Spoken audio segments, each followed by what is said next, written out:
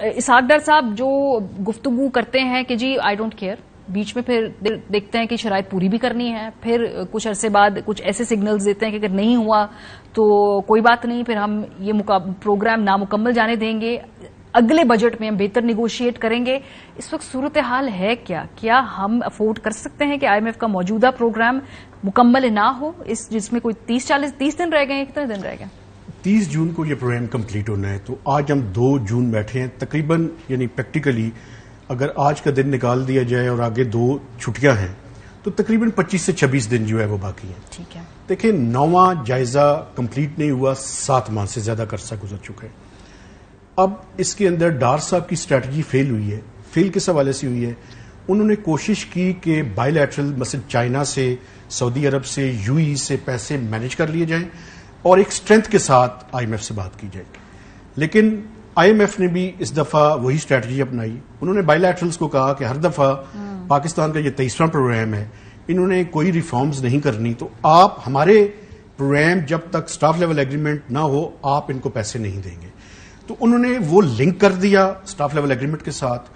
اب کنفرمیشن انہوں نے دے دی ہے، ابھی بھی گیپ موجود ہے، حالانکہ 1 گھنٹہ تک پرائم منسٹر نے آئی ایم ایف کی ایم ڈی کے ساتھ بات کی ہے، لیکن 3 ایشوز ہیں جن پہ ابھی تک پاکستان اور آئی ایم ایف کے درمیان ایگریمنٹ نہیں ہوا۔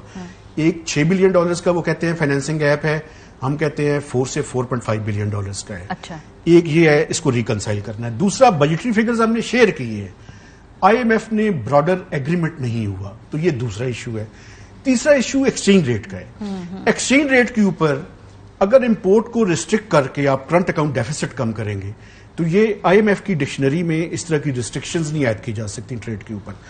تو اور آپ نے ابھی دیکھیں کہ جو کریڈٹ کارڈ کی پیمنٹ تھی وہ بھی آپ نے ایک ایڈمنسٹریٹو میجر لیا، تو اس کے نتیجے میں اوپن مارکیٹ اور جو انٹر بینک مارکیٹ ہے اس کا جو فرق ہے وہ کم ہوا ہے، لیکن پاکستان کی اکانومی کے جو فنڈامنٹلز ہیں وہ ٹھیک نہیں ہیں، اور جب تک فنڈامنٹلز ٹھیک نہیں ہوں گے ایکسچینج ریٹ کو سٹیبلائز آرٹیفیشل طریقے سے آئی ایم ایف مینج نہیں کرنے دے گا۔ تو اس پہ ایک ایگریمنٹ چاہیے کہ آپ جو مارکیٹ بیسڈ ایکسچینج ریٹ ہے اس پہ انٹروین نہیں کریں گے۔ ان 3 چیزوں پہ پاکستان اور آئی ایم ایف کے درمیان اگر پروگرس ہوگی تو سٹاف لیول ایگریمنٹ ہوگا، اور دن تھوڑے ہیں، اگر بجٹ تک یہ ایگریمنٹ نہیں ہوتا تو چانسز ختم ہو جائیں گے، بہت کم چانسز رہ جائیں گے، اور 30 جون کو تو ویسے ہی یہ پروگرام ختم ہو کیا رہا ہے۔ ہوگا خدا نہ خاصہ اگر یہ اگریمنٹ نہ ہو پائی پھر کیا ہوگا؟ دیکھیں بنیادی طور پہ میں سمجھتا ہوں کہ ایک بڑی مشکل صورتحال ڈیولپ ہوگی۔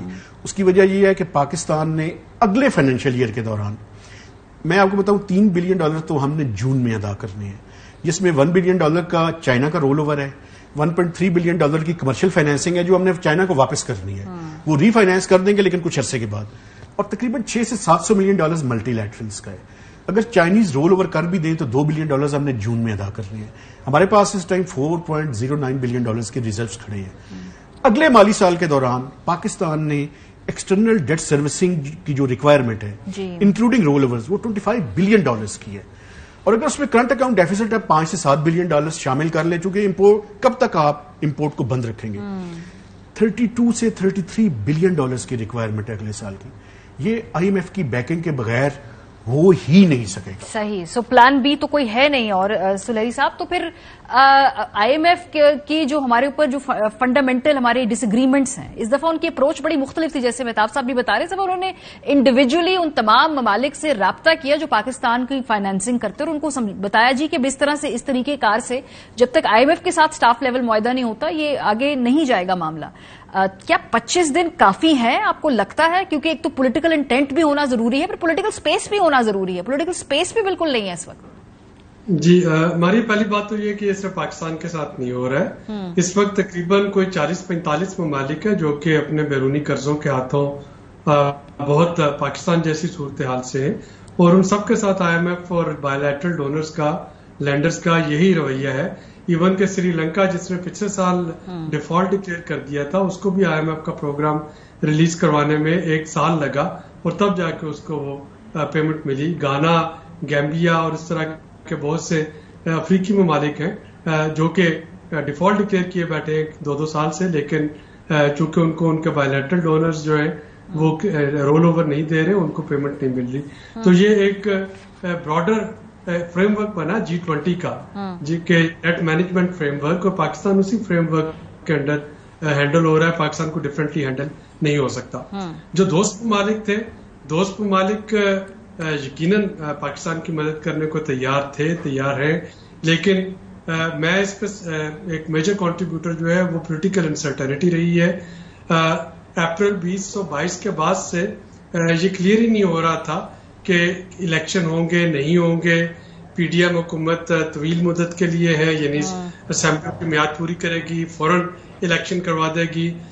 इमरान खान क्या सूबाई असेंबलियां तोड़ देंगे, नहीं तोड़ेंगे, असेंबलियों में वापस आ जाएंगे। तो ये जो हमारा एक पावर स्ट्रगल था, उसकी वजह से दोस्त ममालिक वेट एंड सी मोड में रहे। और वो जाहिर है कि कोई भी हुकूमत है, जब कोई भी मुल्क है, जब वो पाकिस्तान को ब्लाइज करना चाहेगा तो वो उस हुकूमत को ब्लाइज करना चाहेगा जो 2-3 साल तक तो कम से कम हो, ताकि वो उसको रेसिप्रोकेट कर सके उनकी फेवर को। अगर कोई हुकूमत जो है वो आई सिर्फ महीने 1.5 महीने की मेहमान, तो उसको वो अब्लाइज नहीं करना चाहेंगे।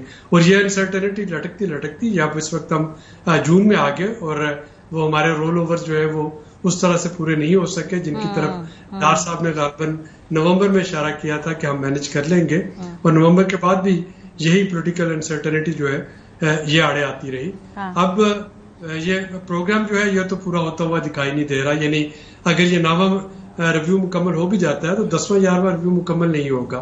अब हुकूमत के पास जो है ये बजट में एक पॉलिटिकल अपॉर्चुनिटी आ जाएगी कि एक पॉपुलर किस्म का अवाम दोस्त बजट जो है वो दिया जाए। जाहिर है कि चूंकि वो IMF के प्रोग्राम के अंडर नहीं होगी तो उसमें फिस्कल डेफिसिट जो है उसको भी बढ़ाया जा सकता है, उसमें सब्सिडीज भी ज्यादा जो है वो दी जा सकती हैं, उसमें ड्यूटीज भी कम की जा सकती हैं वगैरह वगैरह। लेकिन वो बजट जो है वो रियलिस्टिक बजट नहीं होगा।